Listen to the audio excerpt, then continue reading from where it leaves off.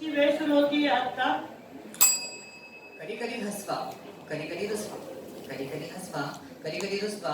नात्यांमधला राग, द्वेष सर्व काही विसरा आणि प्रेमाने तुम्ही फक्त आणि फक्त प्रेम सर्वत्र पसरा. मी फक्त आणि फक्त प्रेम सर्वत्र पसरा. नमस्कार, मी कोड क्रमांक 50चा वक्ता आज तुमच्या सर्वांसमोर नात्यांमधला प्रेम, आपुलकी या सर्व भावना व्यक्त करण्यासाठी उपस्थित झालो आहे. माझ्या भाषणाचे विषय आहे तुमच्या नाती फार सुंदर असतात. तर नातं म्हटलं की आपल्या डोळ्यासमोर, आपल्या मनात, आपल्या डोक्यात फक्त एक विचार येतो की मामाची मावशीची, काकांची काकींची, तसंच भाऊ बहिणी, बहीण भावाचं. तर एवढंच का? तर नाही, नातं हे प्रेमाचं असतं. नातं रक्ताचं नसलं तरी चालेल, पण ते प्रेमाचं मात्र नक्कीच असलं पाहिजे. ज्या नात्यामध्ये प्रेम नाही ना, ते मुळीच नातं नसतं आणि ते नातं फक्त नावापुरती नातं असतं असं मला वाटतं. नातं ओळखीचं असतं, नातं मैत्रीचं असतं. तुम्हाला प्रश्न पडेल की ओळखीचं नातं काय असतं? ओळखीचं नातं असं की समजा आपल्या परिसरातील जर आपल्याला एखादा ओळखीचा व्यक्ती दिसला तर जाऊन त्यांना आपण अभिवादन करतो, त्यांना नमस्कार करतो, त्यांची विचारपूस करतो. ते झालं ओळखीचं नातं. मला आठवतं की मी मेसवर गेल्यावर हरे कृष्ण काका, हरे कृष्ण काकी म्हणून त्यांना अभिवादन करतो, तेव्हा त्यांच्यामध्ये आणि माझ्यामध्ये विलक्षण असं नातं तयार झालं. त्यांच्याही चेहऱ्यावर एक वेगळं असं हास्य आणि ते प्रेमाचा वर्षाव माझ्यावर करतात आणि तेच हे ओळखीचं नातं. आता तुम्ही म्हणाल की हे नातं कधी सुंदर असतं, नाती सुंदर कधी असतात? तर मी तुम्हाला सांगतोय की नाती तेव्हा सुंदर असतात जेव्हा या नात्यांमध्ये असलेला भाव सुंदर असतो. आणि हा भाव केव्हा सुंदर असतो? जेव्हा एखाद्याचं मन सुंदर असतं. आणि हे मन कधी सुंदर असतं? जेव्हा एखाद्याचे विचार सुंदर असतात. हे विचारांमध्ये प्रेम, आपुलकी, अजून आपलेपणा अशा सर्व भावना जेव्हा असतात ना, तेव्हा एखाद्याचे विचार सुंदर असतात. आता मी तुम्हाला सांगतोय की प्रेम आणि मोह हे जग जे आहे ते प्रेम आणि मोह यांच्यामध्ये भेदभावच करू शकत नाही. लोक प्रेमाला मोह समजतात. म्हणजे फॉर एक्झाम्पल, तुम्हाला एक्झाम्पल देतो मी, एक उदाहरण देतो की आता आजकालचे जग आहे जे सगळं मोह आणि मायामध्ये पसरलेलं आहे.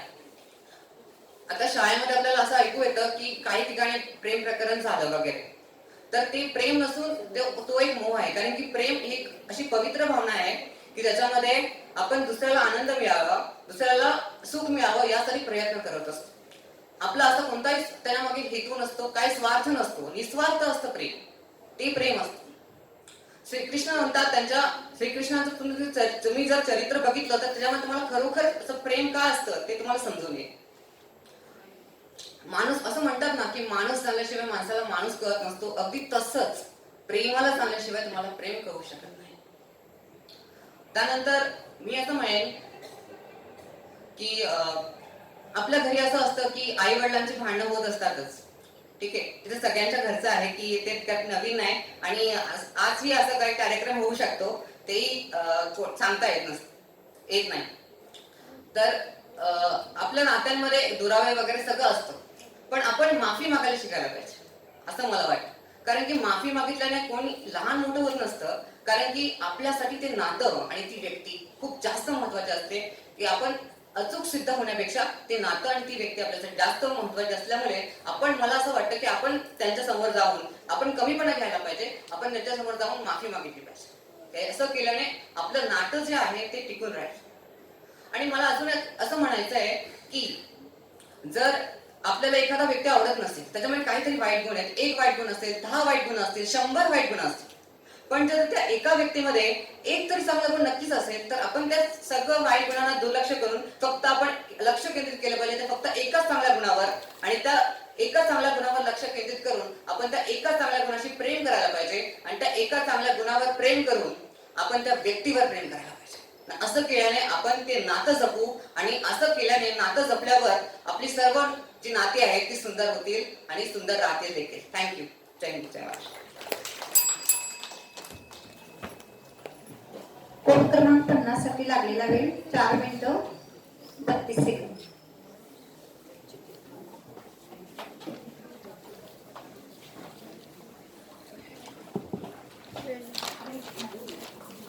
आता व्यासपीठावरती कोड क्रमांक 6 गेलेला आहे आणि यानंतरचा स्पर्धक कोड क्रमांक आहे 55. स्पर्धक कोड क्रमांक 55 उपस्थित आहे. तयार आहे? स्पर्धक कोड क्रमांक 6 आपण तयार आहात? आपली वेळ सुरू होते आता. असे जगावे दुनियेमध्ये आव्हानांचे लावून तर नजर रोखुनी नजरेमध्ये आयुष्याला द्यावे उत्तर, आयुष्याला द्यावे उत्तर. नको गुलामी नक्षत्रांची, भीती आदरा ताऱ्यांची, आयुष्याशी भिडता नाही चैन करावी स्वप्नांची, चैन करावी स्वप्नांची. नक्षत्राची नको भीती नक्षत्राची, चैन करावी स्वप्नांची, चैन करावी स्वप्नांची. पाय असावे जमिनीवरती कवेतांबर घेताना, पाय असावे जमिनीवरती कवेतांबर घेताना, हसू असावे ओठांवरती काळीच काढून देताना, हसू असावे ओठांवरती काळीच काढून देताना. करून जावे असे काही दुनियेतून या जाताना, गहिवर यावा जगास साऱ्या निरोप शेवटचा देताना. संकटासही ठणकावून सांगावे आता तू येत आहे तर, नजर रोखुनी नजरेमध्ये आयुष्याला द्यावे उत्तर, आयुष्याला द्यावे उत्तर. नमस्कार, मी कोड क्रमांक 6 आपल्यासमोर विषय मांडते. नाती फार सुंदर असतात.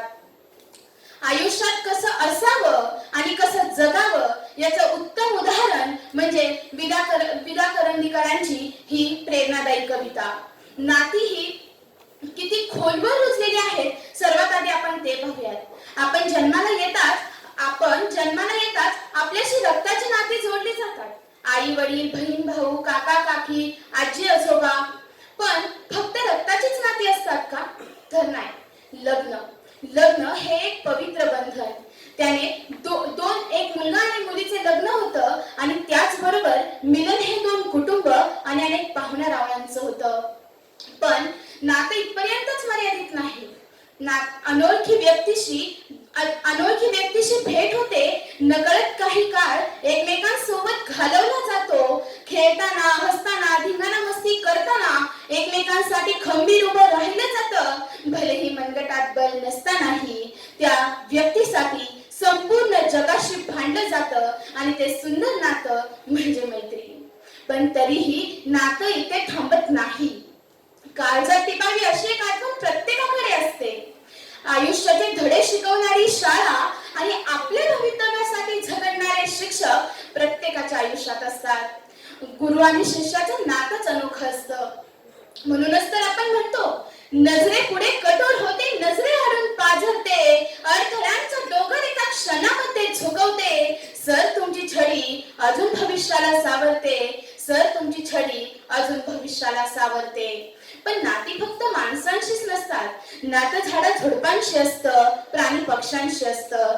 नातं मातृभूमीशी असतं, माती आणि आभाळाशी असतं. नातं तिरंगा, भगवा, प्राणप्रिय ध्वजांशी असतं. नातं अभिमान वाटावा अशा आपल्या इतिहासाशी असतं. नातं आपल्या संस्कृतीशी, आपल्या भारताशी असतं.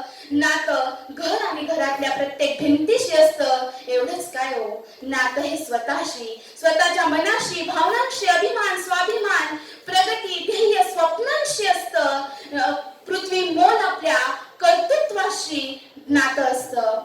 ज्या समोर नतमस्तक व्हावं नातं अशा देवाशीही असतं. पण प्रत्येक नातं जपण्यासाठी, टिकवण्यासाठी झगडावं लागतं, स्वतःला वाहू द्यावं लागतं. येणाऱ्या संकटाला आधी स्वतःच्या छाताडावर घ्यावं लागतं. कधी कधी नियतीशी भिडावं लागतं. पण प्रेम हे नात्याचा भक्कम पाया नाही. नात्यांची उंच उभी राहिलेली भरभक्कम इमारत ही विश्वासावर अवलंबून असते. आणि नात्यातील सर्वात मोठा काटा म्हणजे पैसा. समजतच नाही हो लोकांना. माणसासाठी पैसा बनलाय, पैशासाठी माणूस नाही. राग नाही तर प्रेम जिंकतं, सत्य असत्य नाही तर सत्याचा विजय होतो. एक प्रसंग सांगेन. एक मुलगी तिच्या कुटुंबावर जीवापाड प्रेम करायची. तिचं कुटुंब म्हणजे आनंद, जल्लोष आणि प्रत्येक क्षण काहीतरी शिकणं. तिचं घर म्हणजे स्वर्ग.